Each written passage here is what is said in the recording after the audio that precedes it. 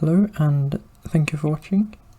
In this video we're going to give a few examples of proving some limits using the Epsilon-delta definition. Okay, so jumping right in. Say we have some limit as x goes to 2 of 5x plus 2, and this is equal to 12. So recalling from our last video, this means that for every epsilon greater than 0, we have if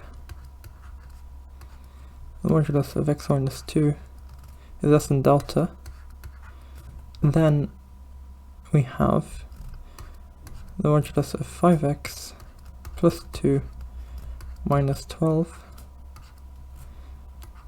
is less than epsilon. I guess we can put a 0 here, but it doesn't matter too much. So what we're basically saying is we want to find some delta in terms of epsilon such that for any given epsilon this is true. So this statement here will imply this statement here. Okay, so firstly we're going to do some scratch work, and we're going to say that we have 5x plus 2 minus 12. This is less than epsilon, so this is the same as writing the modulus of 5x minus 10 is less than epsilon. But then, okay, hold on. We can factor out 5 from both of these, so we have 5 multiplied by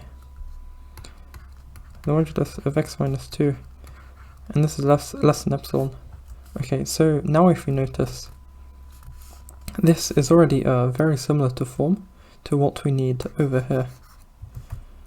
So if we divide through both sides by 5, which we can do given that this absolute value of 5 is still 5, which is positive, we have that the absolute value of x minus 2 is less than epsilon over 5. Okay, so this tells us what we want to choose our delta as. This is not a proof itself, this is like the scratch work preceding it, because we want to show that the left hand side implies the right hand side rather than the right hand side implying the left hand side.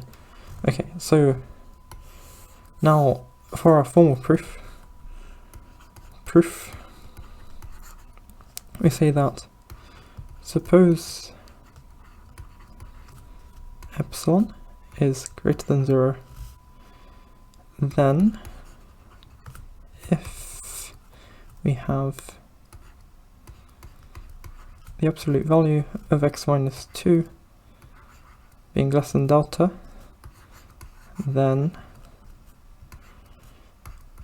absolute value of 5x plus 2 minus 12 is less than epsilon. Okay, so if we choose delta to be equal to epsilon over 5 from here, this is what we did. This is what we were working for before. So we have the absolute value of x minus 2 is less than epsilon over 5. So now multiplying both sides by 5, we get that 5, or rather is less than epsilon, which means that we have 5x minus 10 is an epsilon, which then implies that we have 5x plus 2 minus 12 is an epsilon. Okay, so we showed that starting from this here, we achieved this here. So this is our proof complete. Therefore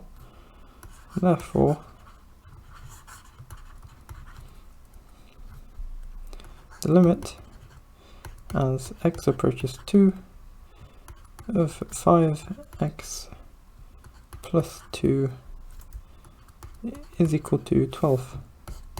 Okay, that's one example. I'll give a second example, and then I'll finish off the video with a couple of exercises for the viewer. Okay, so our second example is going to be proving that this limit as x goes to 3, 2x plus 5 is equal to 11.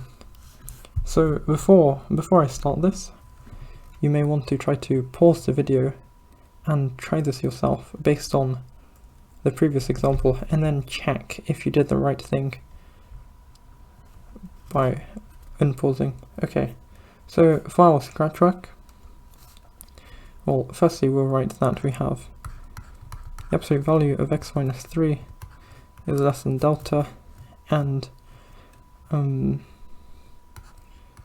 absolute value of 2x plus 5 minus 11 is less than epsilon. So for our scratch work, we want to see, okay, this is the same as 2x minus 6 being less than epsilon, therefore we have the absolute value of x minus 3 is less than epsilon over 2.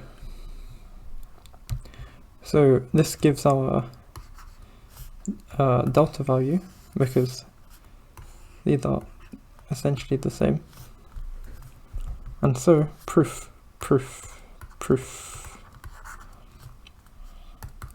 Suppose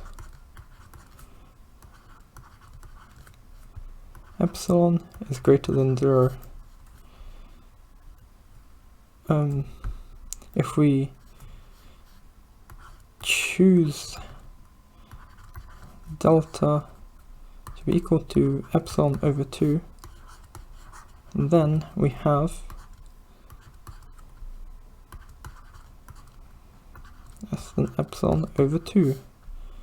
So, well, then if, well, I guess we have this, and so when we multiply everything by 2, we have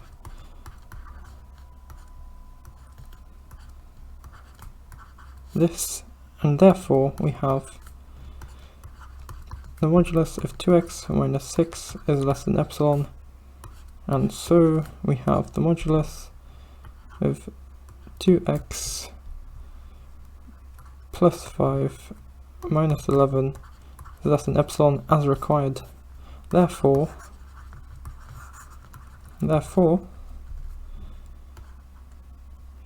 the limit as x approaches 3 of 2x plus 5 is equal to 11. So in essence, for epsilon delta proofs, we really need this first line. Suppose epsilon is greater than 0, we need a given value of delta, and then we're essentially trying to get from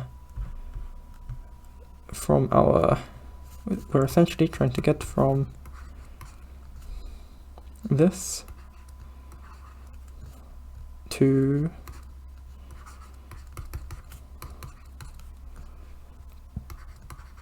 this. So we're essentially trying to transform this in some way to this in order to prove it. Okay. So now, to leave the viewer with some exercises,